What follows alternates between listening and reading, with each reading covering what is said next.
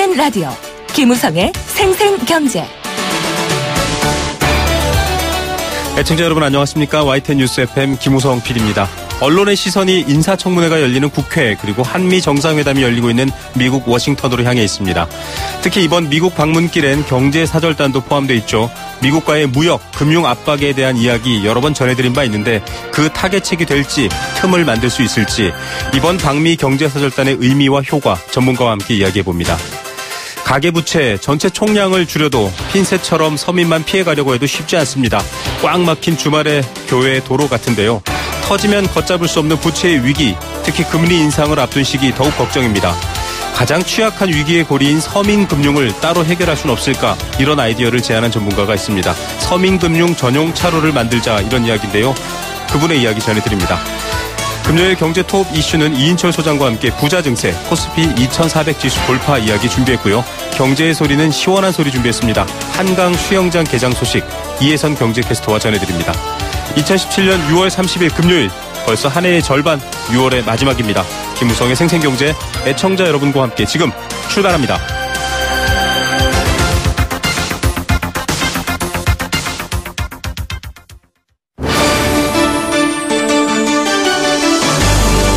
YTN 라디오 김우성의 생생경제.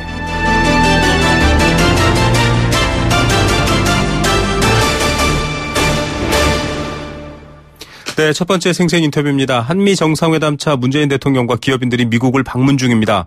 국내 52개 기업들이 5년간 미국에 40조 원을 투자하겠다 이런 소식도 전해지고 있고요. 또 쇼핑도 만만치 않게 많이 한다.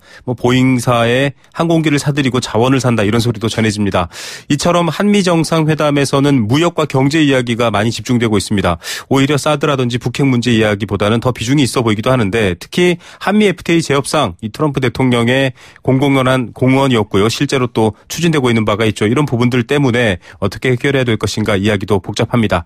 한미 정상 회담에서 풀어야 할 경제적 과제, 방향성 어떤 분위기에서 가고 있는지 전문가와 분석해봅니다. 대구대학교 경제학과 김양희 교수 전화로 연결합니다. 교수님 안녕하십니까?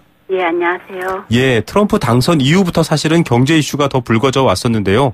예. 지금 정상회담에 경제인들이 참여했습니다. 이 참여 과정에서도 사실 굉장히 말이 좀 많이 나온 편이었는데 이 어떤 기업들 또 어떤 사람들을 데려간다가 의미가 꽤 있나 보죠? 그렇죠. 아무래도 예전에는 좀 일단 방식부터가 과거에는 산업부가 정부가 주도를 하고 이름도 사실은 관료적인 의미가 강한 경제사절단이라는 표현을 썼는데 네네. 이번에는 이거를 업계가 주도하고 이름도 사절단이 아니라 경제인단으로 바꿨습니다. 네. 다만 이제 최종적으로 청와대가 좀 모니터링을 하면서 좀 적절하지 않은 인사를 배제하는 정도가 네. 됐는데 그럼에도 불구하고 좀 적절하지 않다 여전히 문제가 좀 되는 그런 분들이 좀 포함이 돼 있다라는 뒷말들은 좀 나오고 있는 것 같고요. 네. 네. 자, 이렇게 여러 가지 의미 또 선정 과정에도 이런 과정들이 있는 건데 일단 기업들이 미국에 한 40조 원 정도를 투자하겠다 이렇게 발표를 했거든요. 예.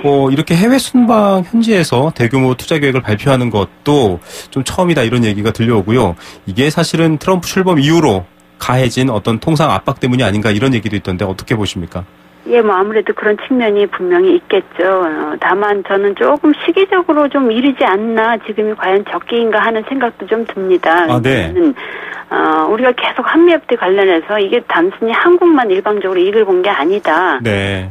상호 충분히 윈윈이 됐다라고 얘기를 하는데, 네. 자칫 이렇게 가가지고 잔뜩 선물 보따리를 준다라는 게 우리 스스로 한미협대에서 우리만 이익을 봤다라는 것을 시인하는 쪽으로 비춰질 수 있는 우려가 있거든요. 네. 미국이 구체적으로 뭘 요구하기 전에 우리가 먼저 알아서 좀 기는 듯한 그런 모양새가 될 수도 있어서 네네. 우리가 계속 주장해왔던 어떤 상호 호혜주의, 또 윈윈이다라고 하는 측면에서는 조금 이게 미국이 어떻게 비춰질까라는 게 조금 우려가 됩니다. 그래서 어찌 보면은 지금보다는 한미FTA 개정협상이라고 저는 얘기를 하는데, 네. 개정협상이 진행이 되면서 난항을 거듭할 때 우리가 좀 하나 협상 카드로 쓸 수 있는 것을 미리 써버린 건 아닌가라는 생각도 사실 좀 듭니다. 예, 저쪽에서는 지금 고함 질렀는데 우리가 먼저 물건을 내놓은 상황이다. 약간 선후 관계에서도 아쉽습니다. 5월 11일 영국 주간지 이코노미스트 인터뷰에서 이 트럼프 대통령이 한미 FTA는 끔찍한 협상, 재협상 통보했다. 이런 얘기들이 나오면서 좀 미리 준비한 건데 이 협상 카드로 쓰면 어땠을까 이런 얘기 공감하실 것 같습니다. 일단 한미 FTA에 대한 재협상 이야기가 나올 것이다. 이건 뭐 이미 많이 예상되고 있습니다. 지금 미국이 중점적으로 얘기하는 건 어떤 것들일까요? 글쎄, 지금 뭐 거의 이제 얘기가 어느 정도 된 타이밍이라서 제가 뭐다라고 예측하는 건 별로 의미는 없는 것 같고. 네네. 다만 이제 방금 전에 이제 트럼프 대통령께서 문 대통령과 만찬 직후에 이제 트위터에 글을 올렸더라고요. 네네. 그래서 뭐 새로운 무역협정, 뉴 트레이드 딜이라는 표현을 썼는데. 네. 이게 구체적으로 FTA를 의미하는 건지 좀 포괄적으로 뭔가 좀 새로운 걸 얘기하는지는 아직은 분명하지는 않은데. 네. 일단 우리로서는 여러 가지 가능성을 생각하고 좀 준비를 해야 되겠죠. FTA 네. 개정 협상은 아마 나오지 않을까 싶어서 거기에 충분히 대응은 좀 할 필요가 있다라는 생각이 듭니다. 예, 사실 민감한 부분인데 우리가 먼저 좀 많은 걸 오픈했다. 네. 앞서도 말씀해 주셨지만 이 철강하고 자동차 얘기는 계속 나오고 있습니다. 뭐 네. 일자리 문제를 대선 유세에서 이 트럼프 대통령이 얘기하면서도 거론했었고요. 네. 이 부분은 좀 조정이 될까요? 근데 조정된다면 어떻게 되는지도 좀 궁금한데요. 저는 이 부분도 조금 좀 다른 시각에서 좀 말씀드려보고 싶은데 네네. 우리가 좀 어떤 파편적으로 자동차는 어떻게 해야 되고 철강은 어떻게 해야 되고가 아니라 그 전에 네. 큰 틀에서 우리 목표와 전략 수립하고 마지노선을 먼저 정하고 네. 그런 큰 그림에 입각해서 자 그러면 자동차는 어떻게 풀고 철강은 어떻게 풀어나갈까 하는 것들이 나오는 게 맞지 않을까라는 생각이 듭니다. 네. 그래서 우리가 그런 어떤 전략 목표를 갖지 않고 미국 페이스에 말리면서 가령 이번 같은 경우도 이번에 뭐 한미 FTA보다 뭐 사드나 북핵 문제 많이 나올 것 같다라고 했는데 맞습니다. 막상 현재 가서는 한미 FTA부터 먼저 얘기하네라고 하면 네. 우리가 약간 좀 당혹스러워하는 그런 좀 모습 비춰지는 것 같아서 네네. 우리는 우리 나름대로 페이스로 좀 밀고 나갈 필요가 있지 않을까라는 생각이 듭니다. 참 조심스러운 얘기인데요. 지금 교수님 말씀해 주신 것처럼 사실은 주무부처가 산업통상자원부인데 예. 지금 장관 임명도 아직 안 되고 있는 상황이고요. 예, 예. 이번 방미 사절단에도 사실 경제 관련 장관분들은 다 못 가셨거든요. 예, 예. 제일 차관보만 가셨죠. 예, 예. 그래서 사실상 이런 부분에서 좀 준비가 부족한 거 아닌가 이런 우려도 있는데 어떻게 보십니까? 저는 그 부분은 어떻게 보면 우리가 활용하기에 따라서는 약이 될 수도 있다라고 생각하는 게 네네. 미국 쪽에 우리는 아직 국내적으로 통상 거버넌스가 제대로 갖춰지지 않은 상태다. 네. 충분히 준비가 안 돼 있다. 좀 시간은 달라 해서 이번에는 섣불리 어떤 약속을 네네. 하기보다는 일단 미국이 무엇을 요구하는지 참 들어보고 네. 뭐 최소한 뭐 굳이 뭐 합의를 한다면은 앞으로 어떻게 논의를 해나갈 것인지 대략적인 일정 정도만 합의하고 네. 그다음에는 들어와서 국내에서 통상 거버넌스 충분히 갖춰지고 우리의 전략 아까 말씀드린 목표 다 수립된 후에 그 다음에 만나는 게 좋지 않을까라는 생각이 들고 미국 일정상으로도 미국이 아마 나프타를 먼저 네. 개정 협상을 시작하지 않을까 싶은데 네, 그 나프타에서 미국이 어떻게 나오는지 봐가면서 네, 네. 참고하는 게 우리한테는 유리하지 않을까라는 생각이 듭니다. 예, 이게 탐색과 시간도 볼 수 있고 또 탐색할 수 있는 기회인데 네, 지금 충분히 우리한테는 뭐 핑계랄까 변명이랄까 네네. 이유가 되기 때문에 예. 네, 이 세이프가드라든지 또 반덤핑에 대한 문제들 너무 우리가 빠르게 발맞춘 게 아니라 너무 앞서 나가는 게 아닌가 이런 걱정할 수도 있을 것 같습니다. 문제는 이제 우리가 이성적으로 합리적으로 말을 한다 하더라도 네. 상대인 미국 특히 이제 트럼프 대통령의 스타일이 이 예측 불허의 네. 분이다 보니까 저는 개인적으로 그분을 상식과 합리의 어떤 테두리에 묶어놓는 게 필요하다라는 생각이 들고 네. 그런 점에서 우리는 일본이나 중국과 달리 미국과 FTA를 체결한 나라거든요. 네. FTA 협정문이라는 게 있습니다. 그렇죠. 그 협정문의 테두리 안에서 모든 논의를 하자. 협정문에 명시되어 있는 FTA 개정 협상이다라고 분명히 자리매김하는 게 네. 우리로서는 유리하지 않을까라는 생각이 듭니다. 예, 중요한 지적이신 것 같습니다. 지금 뭐 대통령이 악수를 4초간 했다 이런 게 뉴스가 될 정도인데 네. 오히려 명문화되어 있는 FTA 틀 안에서 확인하고 상식적 네. 수준을 끌어내는 것. 네. 이 전략이 앞으로도 진행되기를 기대해 보고요. 네. 한미 정상회담뿐만 아니라 FTA 관련 이슈뿐만 아니라 사실 지금 여러 가지 이 환율 조작국 문제도 있고 미국과의 무역 관계에 대한 불안함은 있지 않습니까? 네. 이게 지금 먼저 나서서 좀 아쉬운 바도 있다 지적해 네. 주셨는데 향후 좀 어떻게 풀어가야 할까요? 전체적으로요. 저는 한미 FTA가 물론 이제 뜨거운 감자가 됐지만 너무 지나치게 우리 스스로 한미 양국 간의 경제 현안을 네. 한미 FTA 안으로 가둬두고 이것을 블랙홀로 만들어보는 건 우리 스스로 자승자박이 될 수도 있기 때문에 네. 너무 거기에만 매몰되지 말고 좀 더 포괄적으로 가령 미국이 강점을 갖고 있는 ITC 분야에서 ICT 분야에서 좀 더 협력을 강화한다든가 셰일가스 같은 거는 우리가 수입할 수 있는 여지도 있기 때문에 네. 자원개발 이런 부분을 좀 더 폭넓게 논의할 수 있는 그런 게 필요하지 않을까라는 생각이 듭니다. 예, 선물 보따리 앞자리를 좀 내민 것 같다는 생각도 들고요. 또 체리피커가 아니라는 걸 너무 강조했다라는 생각도 듭니다. 오늘 말씀 감사드립니다. 예. 대구대학교 경제학과 김양희 교수였습니다. YTN 라디오 김우성의 생생경제. 함께 느끼는 우리 경제 공감사전입니다. 애청자 여러분께서 보내주시는 의견이 바로 이 방송의 소중한 뼈대가 되고요. 또 살이 됩니다. 오늘은 경제 동맹에 관련된 이야기 주제로 말씀드릴까 합니다. 경제적으로 밀접한 이해관계를 가진 나라들이 상호 경제 협력을 위해 만든 동맹을 경제 동맹이라고 합니다.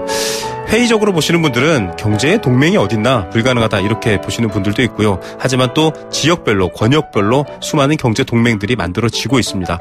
한미 FTA는 시장의 확대라는 기대도 있었지만 또 한편으로는 여러 가지 노동 또 농업 이런 곳에서의 어떤 피해도 걱정되는 바가 있었죠. 자, 이번에 기업들이 가면서 큰 선물을 미국에 주겠다라는 메시지를 보냈는데 앞서 인터뷰에처럼 이 선물보다는 오히려 원칙과 상식을 먼저 확인하고 탐색한 후에 선물은 그때 줘도 되지 않았을까 하는 아쉬움 여러분도 드셨을 수도 있을 것 같습니다. 또 국내 상황이 만만치 않기 때문에 단순하게 비교해봤을 때도 그런 생각 드실 수 있는데요. 경제동맹 이런 국가 간에 뿐만 아니라 여러 개인 간에도 경제동맹이 있을까요? 여러분들은 경제동맹 어떻게 생각하십니까? 여러분의 다양한 의견 보내주십시오. 참여하시는 방법은 단문 50원, 장문 100원의 정보 이용료 부과되는 샵 0945번 문자로 참여할 수 있습니다. 참여해주신 분들 중에서 추첨 통해 도심 속 꿈의 놀이터 일산 원마운트에서 워터파크 스노우파크 이용권 선물로 드리고 있습니다. 네, 생생경제일부 포스코 삶을 완성하는 품격 롯데캐슬과 함께했습니다. 캠페인 2개 듣고요. 경제 톱 이슈 이번 주에 가장 중요한 경제 이슈들 전해드립니다.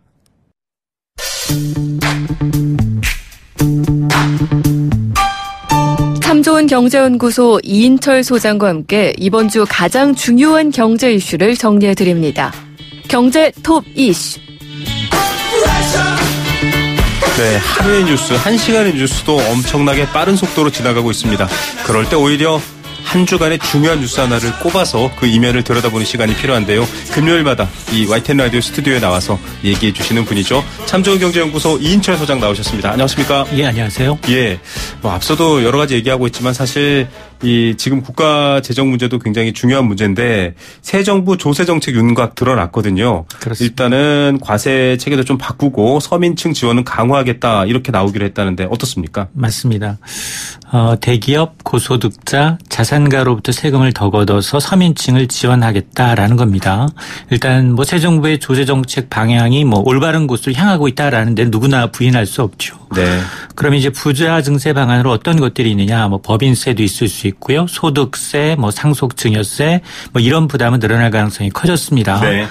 반면에 이제 서민과 영세 자영업자를 위한 세제 지원은 늘어나죠. 무주택 근로자에 대해서 월세 세액공제율을 더 높여준다든가 아니면 중소기업이 종업원의 임금을 올려주면 지금보다 세금을 더 깎아주는 방안 등이 포함이 될 것으로 보입니다.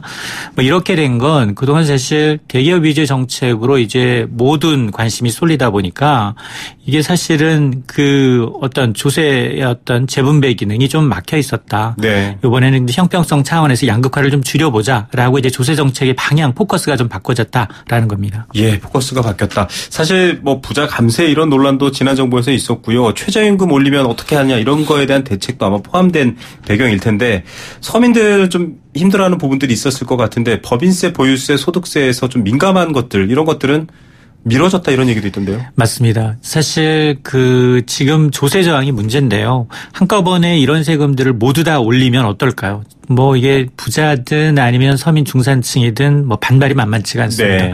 그래서 이제 법인세라든가 보유세, 소득세 이제 면제 비율을 이제 좀 축소하는 것들 굉장히 민감한 사안이고 여러 사람이 이제 이해관계가 엇갈려 있기 때문에 이른바 이제 조세재정개혁특별위원회를 만들겠다. 네. 여기에서 이제 약간의 여론 동향을 살펴서 단계적으로 추진하겠다라는 건데요.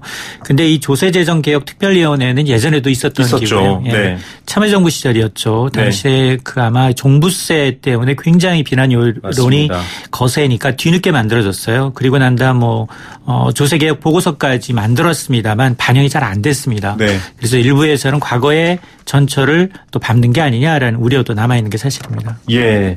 이 보유세도 사실은 좀 별개의 문제인데요. 보유세를 올리면 집을 자꾸 팔고 오히려 거래하는 쪽으로 돼서 이 집을 오랫동안 보유하고 사는 서민들한테 불리한 거 아니야? 뭐 이런 시각도 있던데요. 맞습니다. 사실 그 전반적으로 이제 세계적인 추세를 보게 되면 네. 맞습니다. 방향은 거래세 비중을 줄이고 보유세의 비중을 높여가야 되는데 그게 이제 한꺼번에 개혁할 수 있는 부분이 분명히 네. 아니거든요.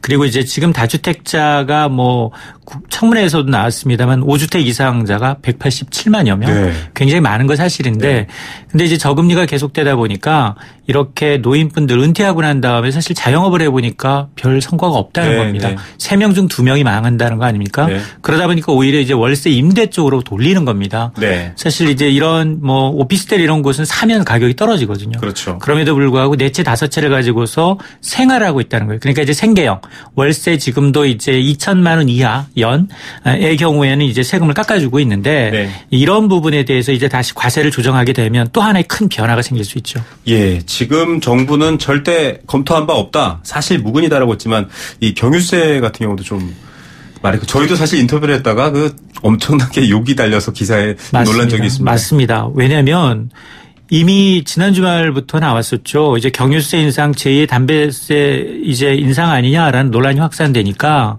청와대가 나섰고요. 네. 주무부서인 기획재정부가 예정에 없던 기자회견을 자청했습니다. 맞습니다. 이렇게까지. 그래서 네. 현 정부 임기 내 경유세 인상은 없다라고 못을 박았거든요. 네네. 근데 사흘도 지나지 않아서 국정기획자문위원회가 경유세와 같은 에너지 세제 개편은 이제 조세재정특별위원회를 통해서 내년 재논의하겠다는 겁니다. 네. 자, 이게 이렇게 되면 야 이런 입장에서 볼 때 야 정부 사이에 의견 조율이 돼 있는 거야? 그러니까요. 뭐 이런 의구심이 들 수도밖에 없고요.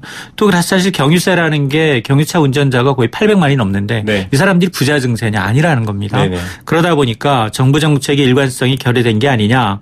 그리고 구체적으로 논의 과정에서 상당한 이제 조세 저항에 직면할 가능성이 높다라는 얘기가 나온 대목입니다. 예. 앞서 여러 인터뷰들에서 항상 원칙과 상식적인 배경을 얘기 드리는데 조세 정책 얘기할 때도 방향이라든지 그 당위성보다는 이게 좀 뭔가 큰 틀에서의 원칙이 없다라는 생각이 들어요. 그래서 사실은 부자 증세 서민 세제 혜택 확대 말로 놓고 보면 다들 반대할 이유가 없지만 사실 굉장히 이 미묘한 차이들과 부작용이 있지 않습니까? 그렇습니다.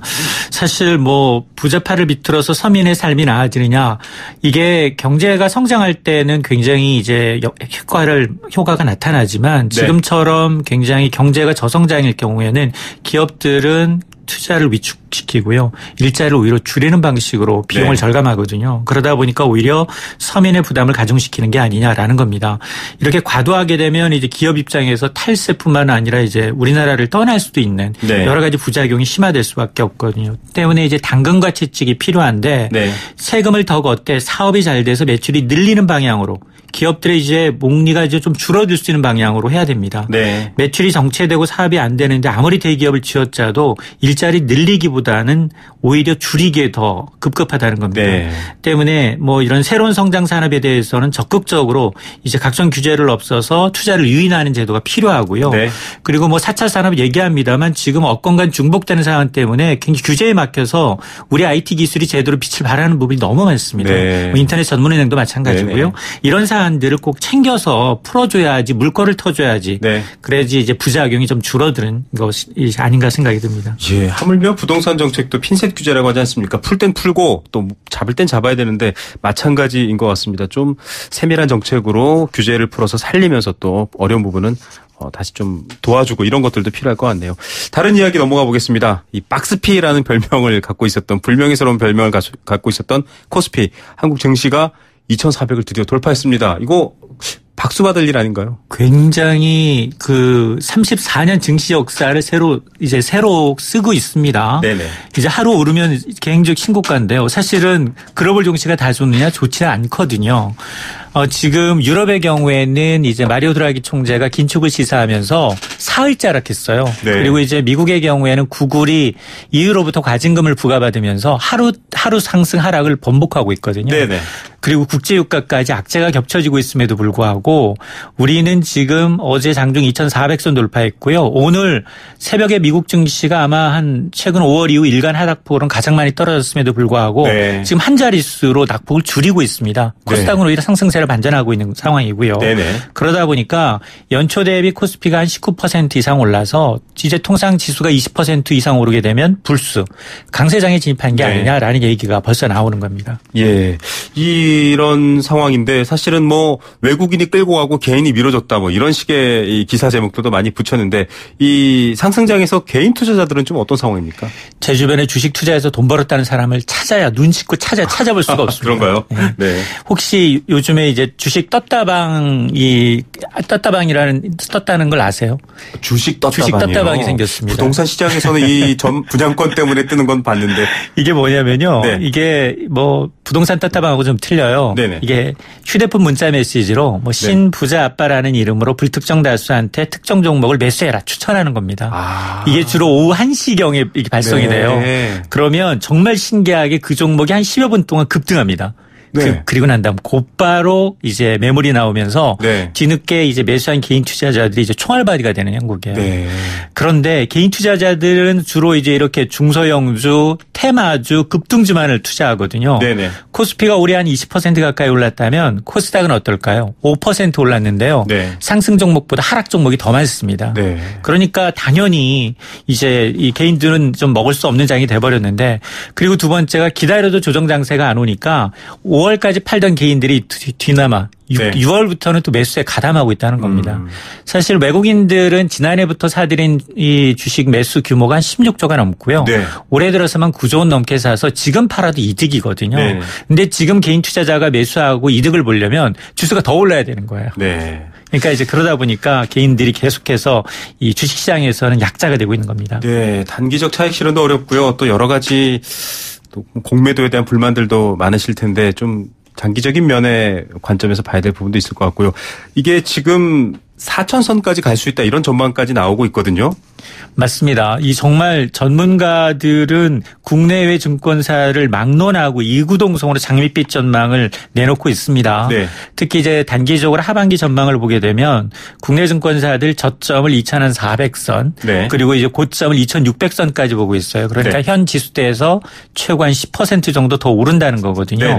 이 근거가 뭐냐? 일단 유동성이 풍부하다는 거고요. 또 기업들의 이익 개선세가 뚜렷해졌고 경기 회복을 근거로 제시하고 있습니다. 근데 변수가 너무 많습니다. 지금 뭐 미국, 유럽, 선진국들이 돈을 이제 빼는 긴축, 양적 완화 축소 움직임이 가시화되고 있고요. 또 국제유가가 배럴당 40달러대 초반으로 떨어졌거든요. 맞습니다. 이게 또 40달러가 무너지면 우리 경제는 굉장히 부정적 효과가 큽니다. 그래서 사실 증시 전망 누가 맞느냐? 동물 원숭이하고 사람하고 시키면 원숭이가 더 확률이 높다라고 얘기할 정도로 전망에 대한 그렇습니다. 방향성을 따지지 마시고 산이 높으면 골이 깊습니다. 외국인들이 지금 1년 내내 계속 사기만 했는데요. 계속 살 건가? 언젠간 팔 거라는 겁니다. 그러니까 이제 좀 코스피 리스크 관리를 잘하는 것도 돈을 잃지 않는 방법이라는 겁니다. 산이 높으면 골이 깊다. 이 경제의 양 단면을 잘 보고서 위기를 대비하는 것 역시 좋은 전략이라는 생각이 듭니다. 소장님 오늘 말씀 감사드립니다. 네, 감사합니다. 참 좋은 경제연구소 이인철 소장이었습니다.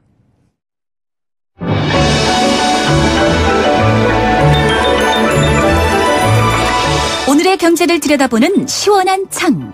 YTN 라디오 김호성의 생생경제 생생인터뷰.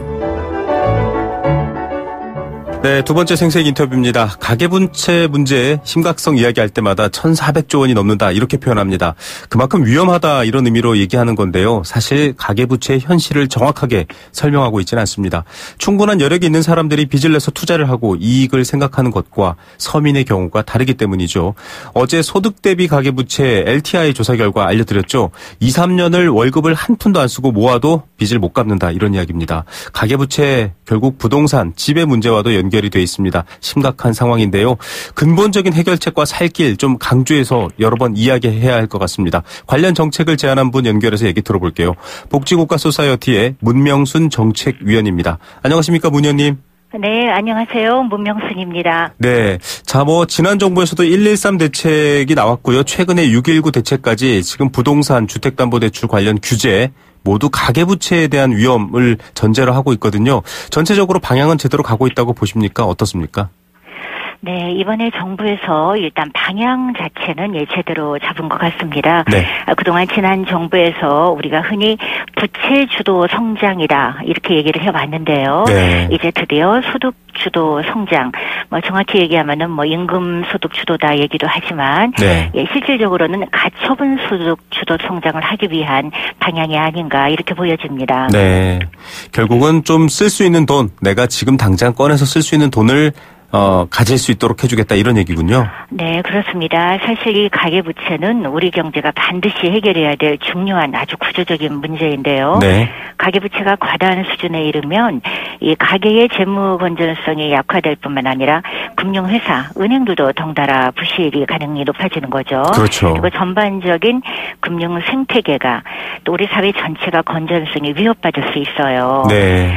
그런데 문제는 이 가계부채를 무턱대고 줄이는 것만이 능사는 사실 아닙니다. 네. 그리고 지금 현재 부하 상태에 놓여 있는 이 가계부채에 대한 원리금 상환 부담이 높아질수록 네. 이 가계가 소비를 위해 쓸 수 있는 가처분 소득이 줄어든다는 얘기죠. 네네. 그러면 경제 전체적으로는 내수가 위축이 되고 네. 다들 내 지갑을 얼음지갑이 된다 네네. 이런 표현도 하는데요. 그래서 점차적으로 소비도 줄어들고 그에 따라서 생산이 지장을 받고 또 임금과 고용이 줄어들고 자꾸 악순환으로 들어서는 길이기 때문에 이번에 적절한 시기에 좋은 시그널을 준 것이 아닌가 보여집니다. 예, 악순환이라고 표현하셨지만 정말 이렇게 빚이 도미노처럼 경기 내수까지 위협을 하는 상황입니다. 결국은 빚의 내용 중에 많은 부분이 부동산, 즉 집하고 연결되어 있을 수밖에 없는데 아직도 집을 재산 증식으로만 보시는 분들이 많거든요. 그래서 투기 세력도 있는 거고요. 최근에 규제에서 벗어나 있는 오피스텔 청약은 밤새 줄을 섰다 이런 뉴스도 나왔습니다. 정작 그 반대편에 있는 좀 집을 살 여력이 없거나 집이 필요한데 좀 어려운 분들은 참담하다 이런 얘기도 나오던데 어떤 상황입니까? 네, 그렇습니다. 우리 사회의 그 가계부채 1360조 그렇죠. 물론 자영업자 부채 520조는 또 별도로 있는 부분이지만요. 네네. 그런데 이 가계부채 1360조 중에 주택담보대출이 약 41%고요. 네. 그 밖에 기타 대출, 즉 비주택 담보 대출이 59%인데 네. 이 중에 상당수가 전세 또 월세 이렇게 되기 때문에 실질적으로 주택 관련 대출은 가계부채의 절반을 넘어가는 상황입니다. 네. 그런데 이제 주택 경기가 위축되면은 또 실수요자의 내 집 마련 이러한 주거 복지가 후퇴할 수도 있는 부분인데요. 근데 지금 사회적에서도 짚어주신 것처럼 우리 사회 양극화 현상이 결국 아파트를 돈으로 보는 분들이 네. 그동안 조금 과한 행태를 보여주고 있는 거 아닌가 이제 이런 우려가 듭니다. 네네. 가장 우리 국민들한테 인식의 전환이 필요하다고 봅니다. 네. 이제 선진국 같은 경우에는 과거 우리가 한창 부동산 개발 붐이 이르던 그 시대에도 이 주거 복지 부분을 복지청이라든가 이 행정부서에서도 건설이나 이쪽이 아닌 그러한 주거복지 쪽으로 많은 행정적인 부분을 분담을 했었어요. 네네. 근데 이제 우리나라는 꾸준히 지금 이제 건설 부분에서 주거 문제를 갖고 있는데 이것 또한 주거복지라는 큰 틀에서 좀 발상의 전환이 필요하다고 보여집니다. 예, 사람이 살 수 있는 게 아니라 이 집이라는 상품을 팔아서 이득을 남긴다. 이게 지금 아직도 시각이 변하지 않았다라는 지적을 해주신 건데 주택보급률 전 국민 가구 수로 놓고 봤을 때 100%가 넘지만 실제 집을 가진 분은 절반, 저도 다주택자가 많다. 이 뭔가 왜곡된 구조를 이제 바꿀 상황이다라고 하셨는데 결국은 이 부동산 양극화에서도 금융권의 변화와 좀 밀접할 것 같습니다. 왜냐하면 이 부채주도 성장에 사실은 금융권도 어느 정도 책임을 지고 있지 않습니까? 그런 부분들 보면 좀 이 은행이 더 이상 주택 전당포가 아니다 이런 말씀도 하셨는데 좀 필요하지 않나요? 어떻습니까? 네, 그렇습니다. 사실 은행의 역할이 자금의 배분 역할입니다. 네. 이제 국민들로부터 우리 대주저금통 가지고 제일 먼저 은행에 가지 않았습니까? 네. 그렇게 예금을 받아들고 또 산업화 시대에 또 그러한 부분으로 많은 공장을 돌리는 그 자금이 바로 배분이 되는데요. 네네. 예, 점차적으로 양극화가 심해지면서 어떤 우리가 흔히 주택 전당포 아니다 이런 표현을 쓰는데 네. 은행이 정말 산업에 기여하고 또 글로벌 금융 시스템을 또 도입을 하고 또 우리 사회 산업의 어떤 그 혈맥 역할을 하는 그런 부분들은 비단 은행의 책임뿐이 아니라 네. 그 은행을 관리하고 감독하는 금융 당국의 역할이 더 크다고 봐집니다. 네. 자, 앞에서도 지적해 주셨지만 이 은행의 역할은 배분의 역할이다라고 하셨는데 이 배분이 잘 안 돼서 하우스푸어, 렌트푸어도 생기는 것인가 이런 생각하시는 분들도 있을 겁니다. 뭐 어떤 분들은 꼭 자기가 선택했으면 책임져야지 이렇게 보시는 분들도 있는데요. 이게 구조적인 문제가 있다라는 얘기입니다. 이 가계부채 소용돌이 속에 서민들, 특히 하우스푸어, 렌트푸어들이 이 임대료 내느라 혹은 이자금 내느라 삶이 안 되는 이런 분들이 있다라는 게 좀 문제인 것 같은데 좀 분리해서 봐야 될 것 같은데요.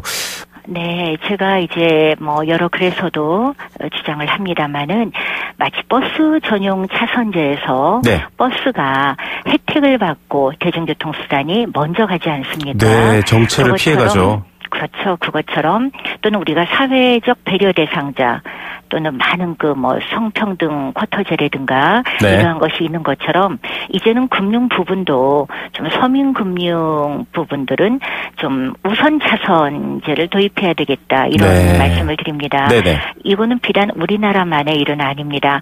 양극화가 심하다는 미국에서도 네. 아마 우리 사회자님도 그 서브 프라임 모기지론 사태 그렇죠. 때문에 2008년, 미국이 상당히 네. 그때 휘청하지 않았습니까? 네네.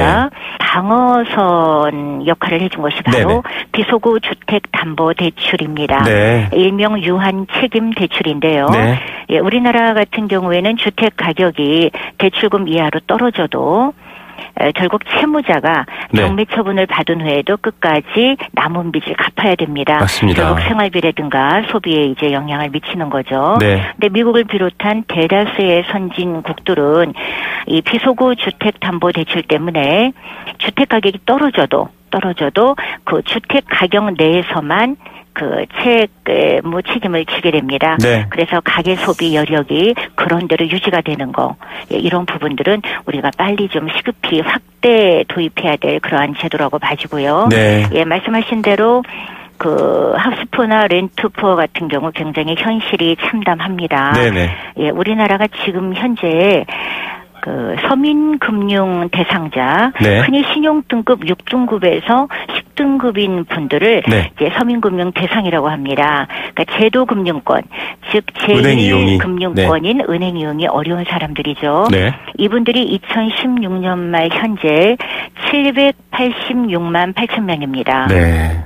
네, 이분들의 가족까지 생각한다면 네네. 국민의 상당수가 이제 서민금융 대상자인 셈인데요. 네. 예, 이분들 중에는 물론 하우스푸어도 있고 렌트푸어도 있습니다. 그렇죠. 그래서 제가 제안하는 거는 예를 들어 경매에 몰리게 된 분들이 있어요. 네네. 예, 그런 분들 같은 경우에는 그 주택금융공사라든가 정부 당국에서 네. 그 장기 임대차 계약을 체결해서 네. 그 집에 그대로 거주를 하는 거예요. 소유권만 넘기지 사는 건 변화가 없군요. 예, 네. 그렇죠. 그래서 결국은 그 집이 일종의 공공임대주택 역할을 하는 셈이 됩니다. 네. 그리고 또 차익이 있을 경우에는 그 차익을 돌려받아서 네네. 소비가 늘어나는 그런 역할도 할 수 있겠죠. 예. 그리고 렌트푸어와 이제 담보권이 없는 분들은 네. 뭐 지금 정부에서 그 1,000만 원, 뭐 10년 이렇게 채무 탕감을 네. 하고 있습니다만 그분들보다 훨씬 더 많은 분들이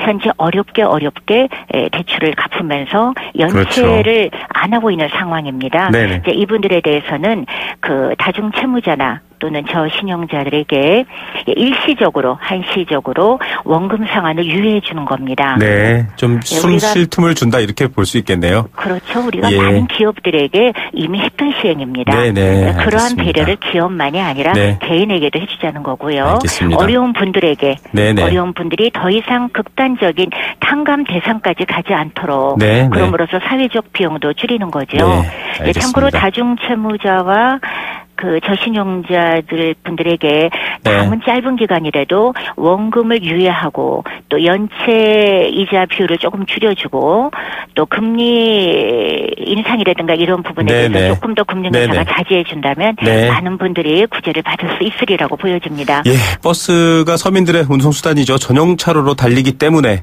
훨씬 더 혜택이 돌아가는 것처럼 또 많은 서민들한테 혜택이 가는 것처럼 금융도 서민들을 위한 전용차로 좀 제대로 확보해야 될 것 같습니다. 오늘 말씀 감사드립니다. 네, 감사합니다. 네, 복지국가 소사이어티 문명순 정책위원이었습니다.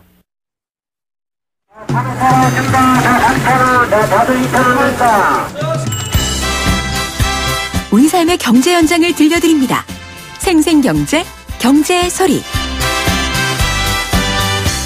네, 소리로 만나는 경제 시간입니다. 경제에 의외로 소리가 더 공감과 인식을 넓히는 데 도움이 되는데요. 이혜선 경제캐스터가 항상 그 소리 담아오고 있죠. 오늘 스튜디오에 나와 있습니다. 안녕하십니까? 네, 안녕하세요. 여름 더운데요. 지금도 덥습니다. 아, 네. 저 이번에 취재 다녀올 때요. 너무 힘들었어요. 예, 이제 정말 움직이는 게 곤욕일 만큼 더워지고 있는데 지난주 얼음의 소리로 많은 분들 시원하게 해드렸는데 네. 오늘도 시원한 소리 준비해 오셨네요. 네, 오늘도 무더위 속에서 아주 시원한 경제 소리 담아왔습니다. 오늘은 물소리 담아왔는데요. 네. 무더운 여름이 오면 한강에 있는 야외 수영장 개장 소식 기다리는 분들 많으시죠? 네. 한강 야외 수영장이 총 8개입니다. 그중에 5개가 지난 23일에 먼저 개장을 했는데요. 네. 바로 어제 이 한강의 야외 수영장에서 물놀이를 즐기고 있는 아이들의 소리 짧게 담아왔습니다. 같이 한번 물에 풍덩 빠져보시죠. 풍덩 빠져보시죠. 아빠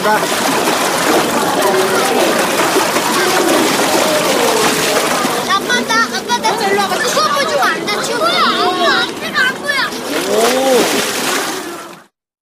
아우, 네. 네, 정말 풍덩 빠졌습니다. 그리고 이 어린아이들은 정말 이 물놀이 네. 본능적으로 좋아하잖아요. 네. 사람이 물에서 태어나서 그런지 정말 시원한 마음과 함께 좀 정겨운 마음도 드네요. 이게 바로 어제 녹음을 한 소리인데요. 평일임에도 불구하고 이제 아버님까지 네. 가족들이 다 같이 놀러와서 아이들은 물놀이 하고 어머님은 옆에서 아이들하고 같이 놀아주고요. 아버님은 물 밖에서 사진 찍어주면서 튜브가 필요하다고 하면 튜브를 내어주고 애들이 조금 힘들다고 하면 물에서 꺼내주고 네. 가족끼리 그야말로 단란한 시간 보내는데요. 네. 옆에서 보니까 너무 부럽더라고요. 저도 좀 들어가고 싶었는데 아쉬웠습니다. 네, 아이의 입장에서 부러운가요? 아니면 엄마 입장에서 부러운지 너무 모르겠네요. 시원해 보여가지고요. 예, 이혜선 네. 경제캐스터는 미모의 젊은 여성 아이고, 경제캐스터입니다. 예. 미호네. 네. 미모의.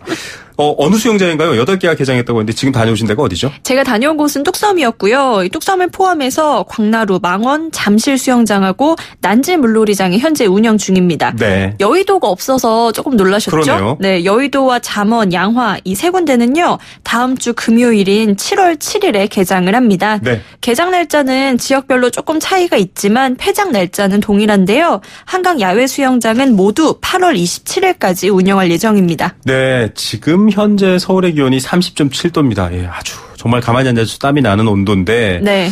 뭐 가보고 싶다 이런 생각 드실 분들이 있을 거예요. 좀 정보 알려주시죠. 요금 시간 어떻게 됩니까? 네, 우선 요금부터 말씀을 드리면요. 성인은 5,000원, 청소년은 4,000원, 어린이는 3,000원이고요. 네. 난지 물놀이장은 조금 저렴합니다. 성인이 3,000원, 청소년이 2,000원, 어린이가 1,000원인데요. 이용 시간은 오전 9시부터 저녁 7시까지인데 네. 중간중간 쉬는 시간이 있습니다. 네네. 이때는 입수가 제한이 되어 있고요. 각 지역별로 이제 수영장이 골고루 분포가 되어 있고 네. 또 워터파크에 비하면 가격이 굉장히 그러네요. 저렴하잖아요. 네. 그래서 이제는 이 한강 야외 수영장이 수도권의 대표적인 피서 장소가 됐는데요. 한강사업본부 공원기획과 곽영만 주무관에게 한강 야외 수영장에 대한 자세한 이야기 들어보시죠. 네. 작년에 8교세에서 약 44만 명이 이용을 했었고요. 수질 검사는 우리 한강사업본부에서는 매일 한 번씩 간이 수질 검사를 하고 운영자 측에서는 1시간별로 수질 검사를 해서 안내판에다 기재하게 되어 있습니다. 그리고 일주일에 한 번 서울시 보건환경연구소에 수질 검사 의뢰해서 수질을 관리하고 있습니다. 작년에 수영장을 운영한 결과 교통편이 불편하다는 것하고 간이 화장실이다 보니까 에어컨이 되는 화장실을 요구한 게 있었습니다. 그래서 교통편이 불편한 강나루하고 잠실 수영장에서는 셔틀버스를 30분마다 한 대씩 운영하고 있고 잠실하고 망원 수영장에서 시범적으로 에어컨이 나오는 화장실을 도입을 해서 이용하고 있습니다. 그런데 주말에는 어린이들이 많이 오기 때문에 주중을 이용하면은 조용하게 이용할 수 있을 것 같습니다. 1년 동안 저희들이 준비하고 개장을 했기 때문에 모든 사람들이 와서 즐겁게 편하게 놀다 갔으면 좋겠습니다. 네, 가격도 저렴하고요. 이 차가 없는 경우를 대비해서 셔틀버스까지 운영하고 있고 네. 하늘을 바라보며 한강 옆에서 수영하는 것 뭐 나쁘지 않을 것 같습니다. 주차 공간은 어떻습니까? 우선 차량 가지고 오시면 주차요금의 50% 할인을 받으실 수가 있습니다. 네. 수영장 이용하시고 나서 주차권의 할인 도장을 받으시면 되는데요. 평일에는 주차 공간을 크게 걱정을 안 하셔도 될 것 같습니다. 네. 문제는 이제 주말인데요. 주말에는 이용객이 워낙 한꺼번에 많이 몰리기 때문에 주차 공간이 사실 넉넉하지가 않습니다. 네. 특히 광진구에서는 불법 주정차 차량에 대한 단속도 펼칠 예정이어서요. 주말에 이용하시는 분들은 사실은 대중교통이나 셔틀버스를 이용하시는 걸 권장합니다. 네, 셔틀버스 있다고 하니까요. 이 더워지는 날씨에 또 자동차 쓰시는 것도 일조하고 있으니까 좀 셔틀버스 타셔도 좋겠고요. 네. 이 정말 물놀이 할 때 뭐 여러 가지 신경 써야 되고 가지고 가야 될 것도 많고 이렇잖아요. 맞아요. 근데 옛날 얘기 하나를 드릴까요? 네. 저희 아버님께서 한 1960년대 초에 네. 20대 초였는데 한강에서 물놀이 했습니다. 한강 수영장이 아니라 한강 자체에서. 네. 수영으로 맞아요. 한강을 횡단했다라는 얘기를 하셨는데 믿거나 말거나 합니다만. 네, 사실 옛날에는 수도권에 거주하시는 분들의 대표적인 피서 장소였고요. 또 네. 물놀이 장소이기도 했는데 지금은 야외 수영장에서 이런 것들을 같이 즐기실 수가 있는 건데요. 네. 수영장 시설을 조금 소개해드리면 예전에는 수영복이나 수영모 안 쓰셨겠죠? 네. 하지만 한강의 야외 수영장은 수영복과 수영모가 필수입니다. 네. 특히 수영모 반드시 착용을 하셔야 맞습니다. 되고요. 또 수심이 낮기 때문에 오리발이나 스노클링 같은 수영 장비는 이용하실 수가 없습니다. 네. 그리고 4인 기준으로 파라솔 1개가 무료로 제공이 되고요. 돗자리와 간단한 음식은 개인적으로 가지고 오셔야 되는데 여기에 과도나 유리병, 술은 반입이 금지되어 있습니다. 네, 아이들의 마음 동심으로 가서 행복한 시간을 보내셔야죠. 네. 술 생각 나시겠지만 그건 또 시원하게 집에서 드시고요. 맞습니다. 네, 수영모 사실 에티켓입니다. 예, 수영장 위에 이렇게 머리카락이 둥둥 떠다니는 경우가 있기 때문에 맞습니다. 반드시 좀 예의상 여러 사람과 함께 즐기는 곳에서는 꼭 이런 게 필요하다는 거 잊지 마시기 바라고요. 네. 이 수영장 개장 소식을 기다리는 분들 많았을 것 같아요. 네, 사실 제가 어제 바로 취재를 갔는데 어제 굉장히 더웠거든요. 네. 그런데 현장에서 막 물소리 듣고 물놀이 하는 거 보고 하니까 더위가 조금이나마 달아나는 것 같은 느낌도 받았는데요. 한강 야외 수영장에 찾아온 분들도 다들 조금이라도 이 더위를 피하기 위해서 가까운 곳으로 찾아왔다. 이런 이야기를 많이 해주시더라고요. 네. 한강 야외 수영장 이용하신 분들의 소감 같이 만나보시죠. 네. 저렴하고 집에도 가깝고 깨끗하고 요즘에 홍보가 잘 돼 있어서 왔습니다. 평일이라서 한가해서 너무 좋고요. 여기 처음 와봤거든요, 여기는. 근데 괜찮은 것 같아요. 일반 워터파크보다 훨씬 저렴하니까 훨씬 좋은 것 같습니다. 휴가 잠깐 내가지고 애들하고 같이 나왔거든요.